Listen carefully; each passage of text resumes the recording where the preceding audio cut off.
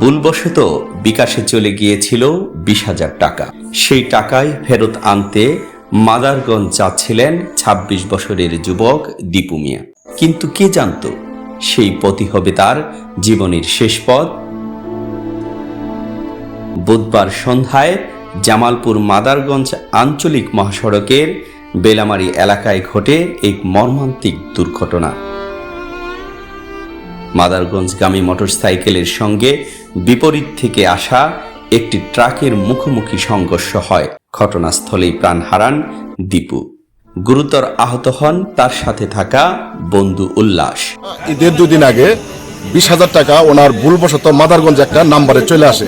এই টাকাটা অন্য একজনের দেওয়ার জন্য দিছিল, ভুলে এখানে আসে। ওনার সাথে যোগাযোগ করছে, যোগাযোগ করার পরে উনি আজকে আসতে বলছে যে আপনি টাকাটা এসে যান। ও মাগরিবের নামাজের সময় দোকানদার আব্বার গাড়ি নিয়ে ও টাকাটা নেওয়ার জন্যই মাদারগঞ্জে রওনা হয়েছে। এই মাদারগঞ্জে রওনা হওয়ার পরে এই যে আপনার ভেলামারি এলাকায় এসে সে তাকে সাথে অ্যাক্সিডেন্টে মৃত্যুবরণ করেছে। নিহত দীপু জামালপুর শহরের এম এ রশিদ হাসপাতাল এলাকায় মুদি ও বিকাশ ব্যবসা করতেন। ঈদের 2 দিন আগে ভুলে এক ব্যক্তির নম্বরে টাকাগুলো চলে যায়। বুধবার মাগরিবের নামাজের সময় বাবাকে দোকানে বসিয়ে রেখে টাকার খোঁজে বের হয়েছিলেন তিনি। বাড়িতে রেখে গেছেন স্ত্রী আর ফুটফুটে একটি ছোট্ট কন্যা সন্তান।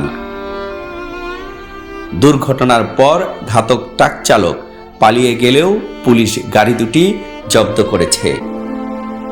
মাদারগঞ্জ মডেল থানার ওসি স্নেহাশিস রায় জানিয়েছেন, লাশ উদ্ধার করা হয়েছে এবং পলাতক চালককে আটক করতে আইনি প্রক্রিয়া চলছে।